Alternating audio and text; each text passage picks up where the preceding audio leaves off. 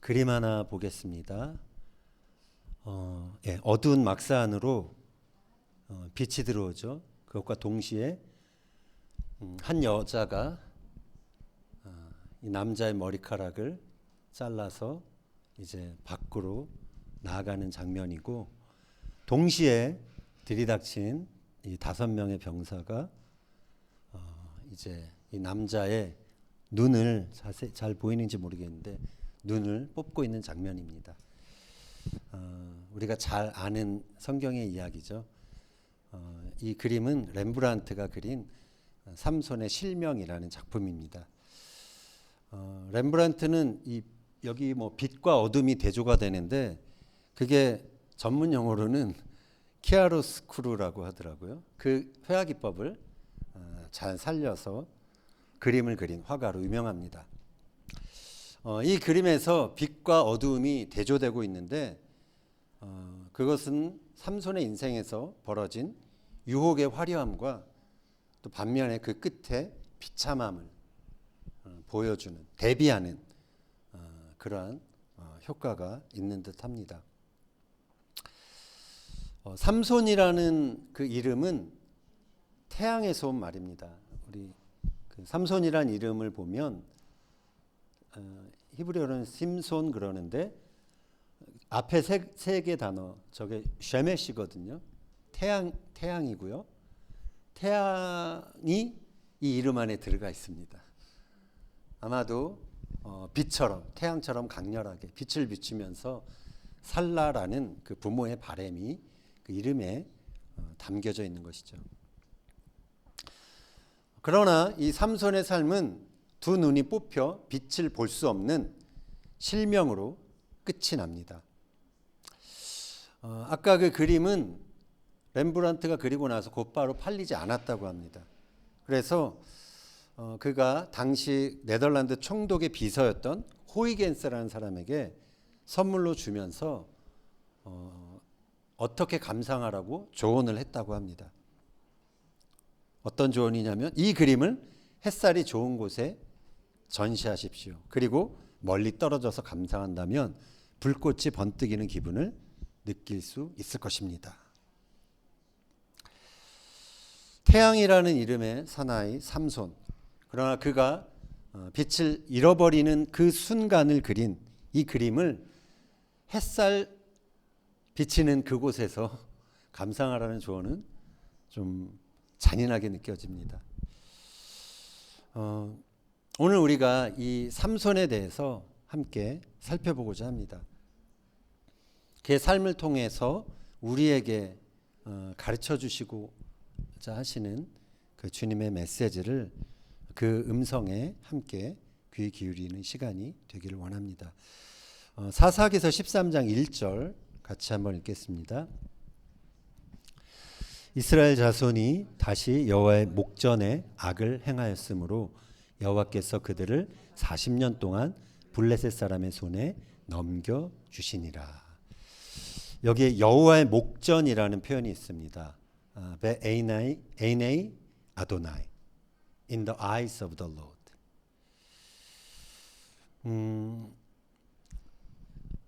그 삼손이 등장하기 이전에 입산과 엘론과 압돈이 이 세 사람이 이스라엘의 사사가 돼서 활동을 했습니다.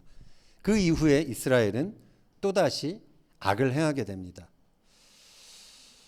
아까 그 여호와의 목전이란 단어 우리가 봤지만 여호와의 눈앞에서라는 뜻입니다. 하나님이 버젓이 눈으로 보고 계시는데도 악을 행하는 이스라엘의 모습을 강조하기 위한 표현입니다. 그래서 이스라엘 백성들은 40년 동안 블레셋의 지배를 받게 됩니다. 그런데 특이한 점이 있습니다. 블레셋의 그 식민 지배를 받았음에도 불구하고 이들이 고통 가운데 부르짖었다라는 그런 말이 없습니다. 사사기의 마지막 시기죠. 삼손 때에는 사사기의 스토리 중에서 계속되는 반복되는 표현이 있죠. 그들이 고통당할 때 하나님께 부르짖었더라, 이런 표현이 있는데 그 표현이 빠져 있는 것입니다. 이것은 이스라엘 백성들이 블레셋의 통치를 받았지만 그들의 문화에 동화되어서 살아가고 있음을 뜻하는 것입니다. 그래서 블레셋의 지배가 그다지 고통스럽지 않았다라는 것이죠. 그들은 하나님을 버리고 블레셋 사람들이 섬기는 신들을 섬겼습니다. 이런 상황 속에서 그들은 자신들이 뭘 잘못했는지, 왜 블레셋의 그 압제 속에 살아야만 하는지에 대한 그 사실을, 영적인 이해를 가질 수 없었던 것이죠. 이전에 타 민족의 지배를 받게 되면 이스라엘 백성들이 고통 중에 그것이 우리의 죄 때문이구나라는 사실을 자각하게 됩니다. 그러면서 회개하는 일들이 뒤따랐습니다. 그러나 이제는 그러한 인식조차 하지 못할 정도로 이스라엘의 영적 타락이 더 심화된 것입니다. 문화의 동화가 이루어지면 보이는 것에 끌려다니게 됩니다. 그들이 부르짖지 않았다는 것은 그들이 세상 문화에 동화되어 그렇게 살아가고 있다라는 그러한 증거였죠. 13장 2절 보겠습니다. 소라 땅에 단지파의 가족 중에 마노아라 이름하는 자가 있더라. 그의 아내가 임신하지 못함으로 출산하지 못하더니. 삼손은 단지파였습니다. 우리 지도 잠깐 한번 보여주시면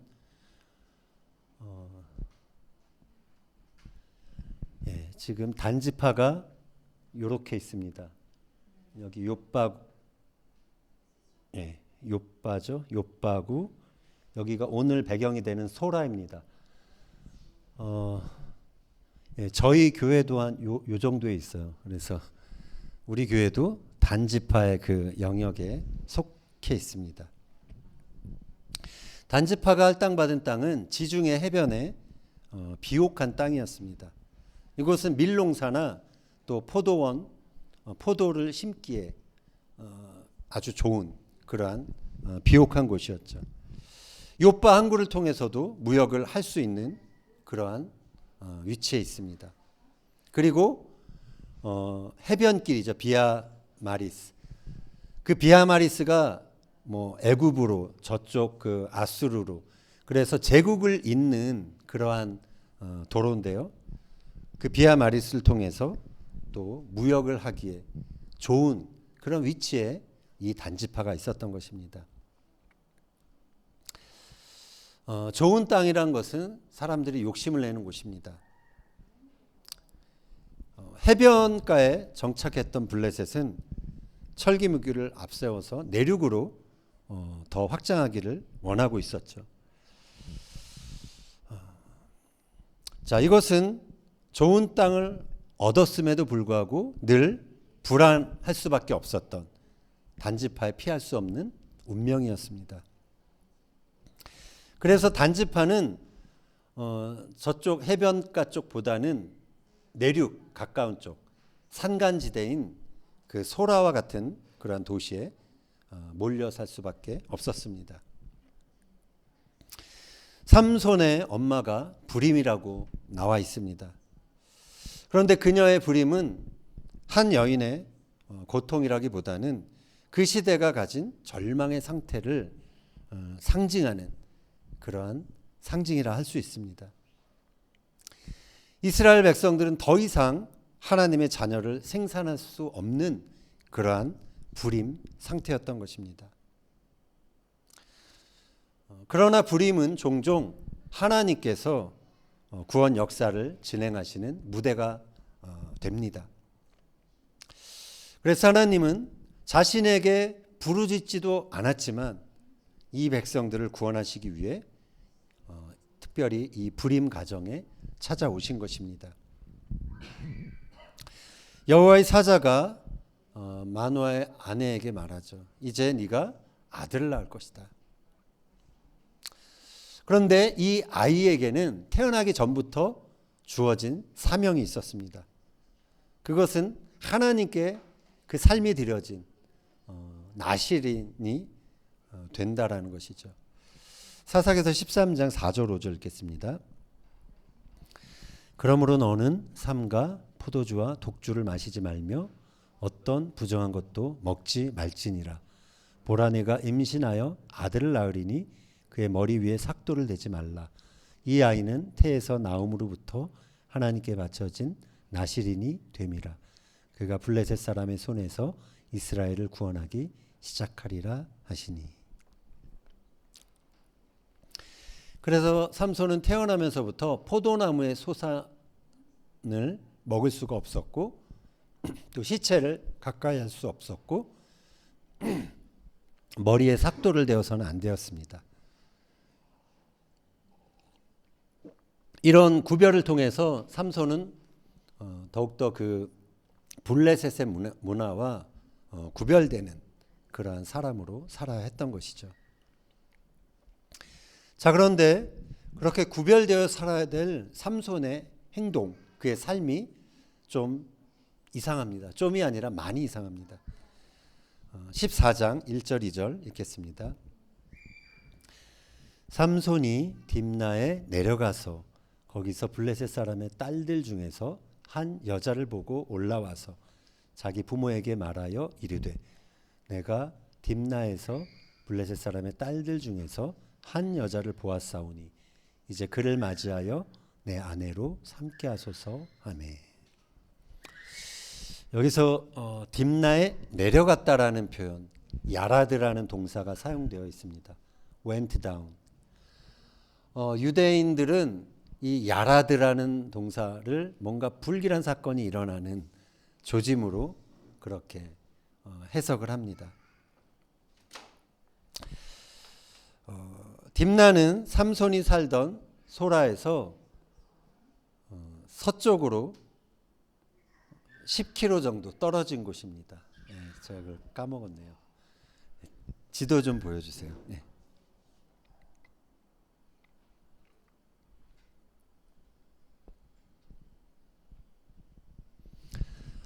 지금 삼손이 태어난 곳이고요. 여기 소라에서 딥나까지 한 10km 정도. 원래 이 딥나는 단지파가 그 분배받은 땅이었죠. 성읍이었습니다. 그러나 거기에 지금 이 단지파가 사는 게 아니라 블레셋 지파가 살고 있는 것을 알게 됩니다. 삼손은 이 딥나에서 한 블레셋 여인을 마주치게 됩니다. 그리고서 첫눈에 띵, 첫눈에 반하게 되죠.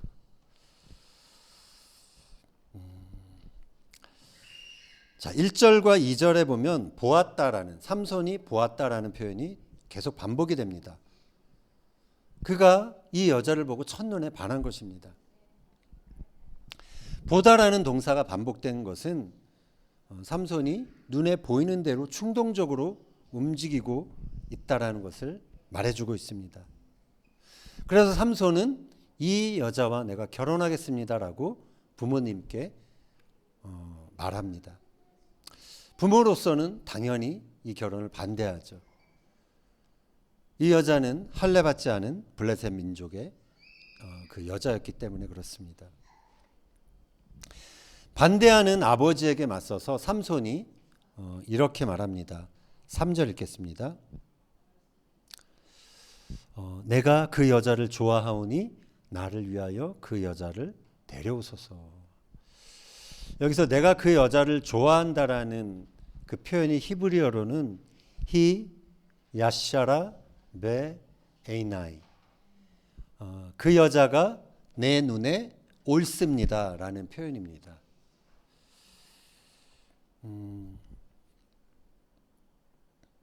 사랑에 빠지면 눈이 멀게 됩니다. 상대가 하는 모든 것이 좋아 보입니다. 옳게 보이죠.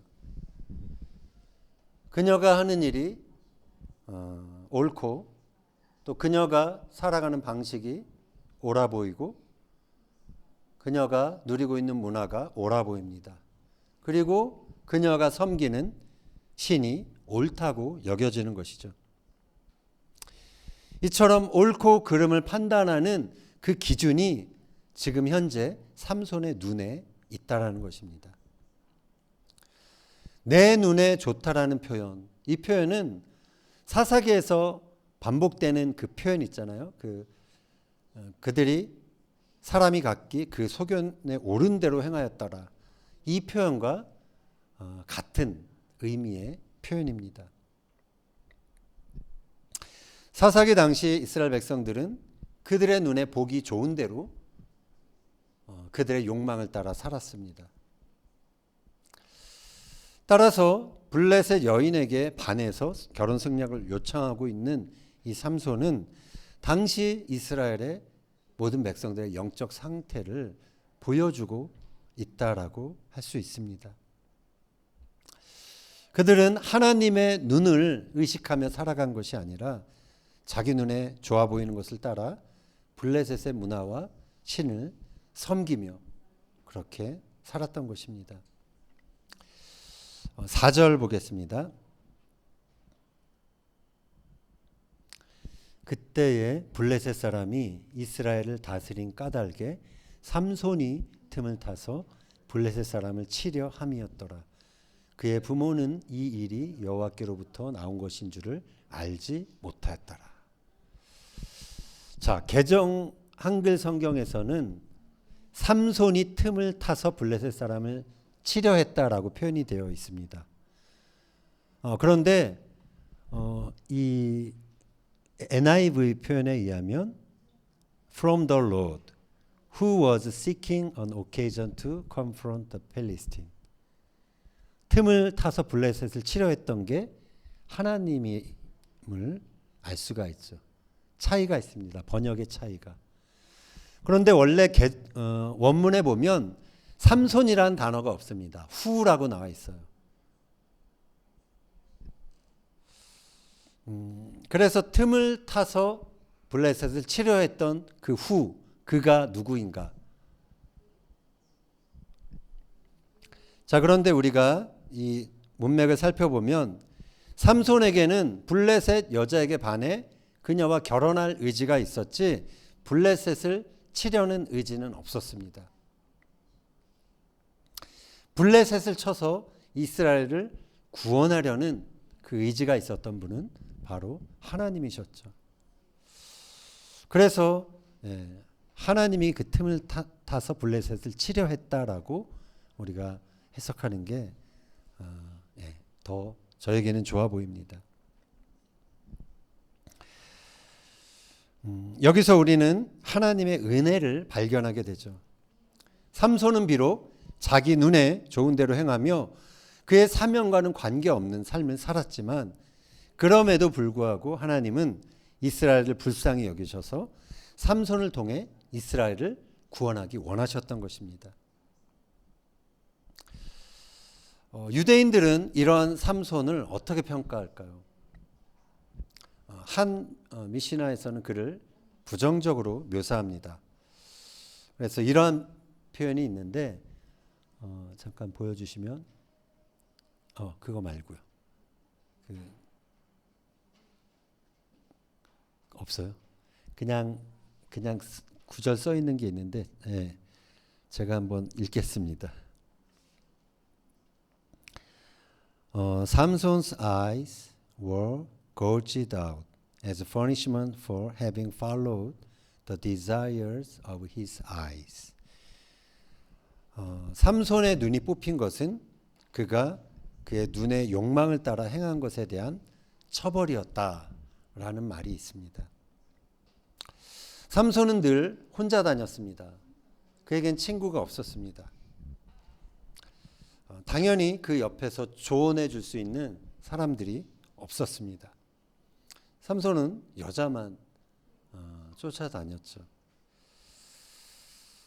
딥나의 이름 모를 여인, 그리고 가자, 지금의 가자죠. 가사의 창녀, 그리고 소락 골짜기에 사는 들릴라가 삼손의 여자였습니다. 그는 딥나로 내려가는 길에 사자를 만나 맨손으로 사자를 죽입니다. 그리고 후에 그 사자의 시체 벌이 모였고 또 벌이 만든 꿀 그것을 떠서 먹죠. 시체를 가까이 한 것입니다. 결혼 잔치에서는 블레셋 청년들과 술잔을 나누었을 것입니다. 그리고 마지막으로 들릴라에 의해서 머리가 깎이게 됩니다. 나시린으로서 목숨처럼 지켜야 될 사명을 그는 정말 철저히 다 어기게 된 것입니다. 하나도 지킨 것이 없었죠. 이런 삼손과 영적으로 어두워진 사사시대를 돌이키는 방법이 무엇이었을까요? 그것은 삼손의 눈을 빼는 것이었습니다. 자, 그러나 블레셋 사람들이 삼손의 눈을 뽑아 그가 시력을 잃기 훨씬 전에 삼손은 이미 세상을 옳게 보는 시력을 잃었던 것이죠. 태양처럼 빛을 비추며 살아야 할 사명이 있었지만 그 사명을 철저히 외면하고 살았던 삼손에게 주어진 하나님의 처방, 그것은 그에게 어두움을 허락하는 것이었습니다. 좀 재밌는 게 드릴라의 이름에 보면은 라일라가 들어가 있거든요. 라일라. 밤의 여인입니다. 밤의 여인이었던 드릴라를 통해서 삼손의 인생에 어두움이 허락된 것입니다. 그런데 이 눈이 뽑히면서 삼손에게 일어난 기적이 있습니다. 그것은 그의 영적인 시력이 그제서야 회복이 된 것입니다. 우리는 이때까지 삼손이 기도했다, 삼손이 하나님을 찾았다라는 말을 한 번도 찾아볼 수 없었습니다. 그러나 머리카락이 잘리고 두 눈이 뽑히고 나서야 그는 비로소 기도하는 사람이 됩니다. 그래서 이제 하나님께서는 이 틈을 타서 이스라엘을 구원하는 그 역사를 시작하십니다. 성경은 그 터닝 포인트를 이렇게 기술합니다. 22절 읽겠습니다. 그의 머리털이 밀린 후에 다시 자라기 시작하니라. 머리털이 자라가면서 삼손에게 많은, 물론 두 눈이 뽑힌 상태였죠.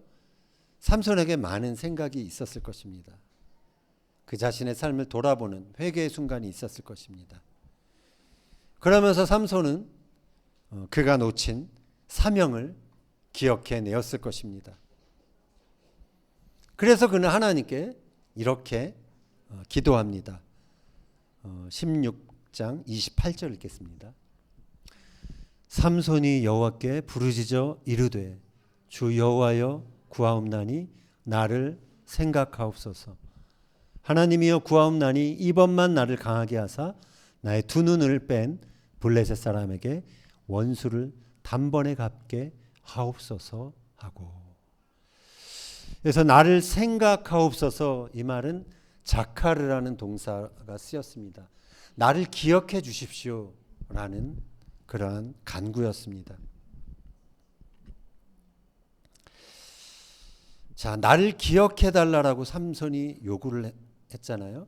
근데 나를 기억해 달라라는 것은 그가 자신의 사명을 자신의 사명을 기억하고 있는 자가 할 수 있는 그러한 요구입니다. 그러한 기도입니다. 내가 잃어버렸지만 나에게 주신 사명을 내가 기억하고 있기 때문에 주님, 나를 이번에 한번 다시 기억해 주십시오라고 요청하고 있는 것이죠. 그래서 하나님은 그에게 다시 초자연적인 힘을 허락하십니다. 그리고 이를 통해 3,000명의 블레셋 사람을 이제 죽일 수 있게 된 것이죠. 죽는 순간에 그가 죽인 블레셋 사람들이 그가 살아있을 때보다 더 많았다라고 성경은 기록하고 있습니다. 자, 이것은 어떤 면에서 이 단지파를 향한 야곱의 예언이 있었잖아요. 그 예언의 성취입니다.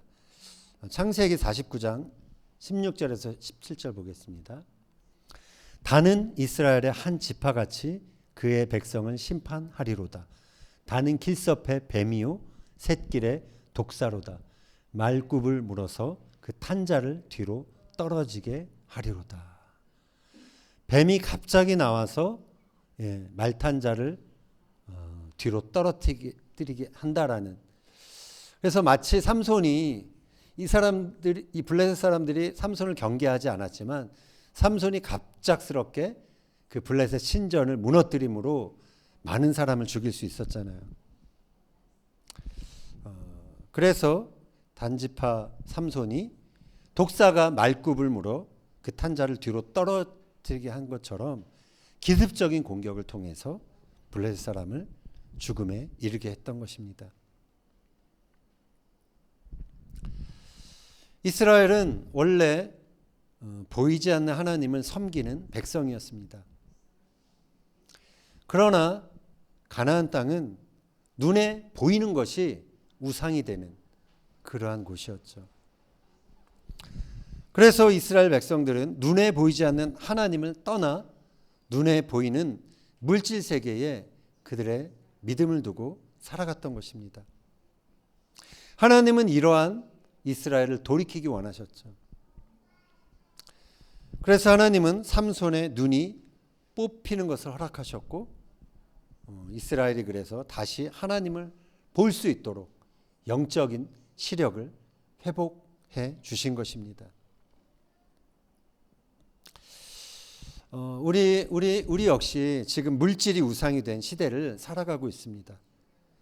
눈에 보이는 것을 따라 살아가는 이런 시대에서 우리는 하나님의 눈 앞에서 살아가는 그러한 사람들을 좀처럼 찾아보기 힘듭니다. 하나님께 부르짖는 사람을 찾아보기가 힘든 것이죠. 여러분은 지금 하나님 앞에 엎드려 부르짖고 있습니까? 이 세상에 사는 게 그다지 고통스럽지 않고 그래서 우리가 하나님 앞에 나아가 부르짖지도 않고 살아가고 있다면 어쩌면 그것은 우리가 세상에 동화되어 살아가고 있다라는 증거일 수 있습니다. 우리는 영적인 시력을 회복해야 합니다. 우리에게 가장 중요한 것은 눈에 보이는 어떤 물질 세계가 아니라 눈에 보이지 않는 하나님입니다.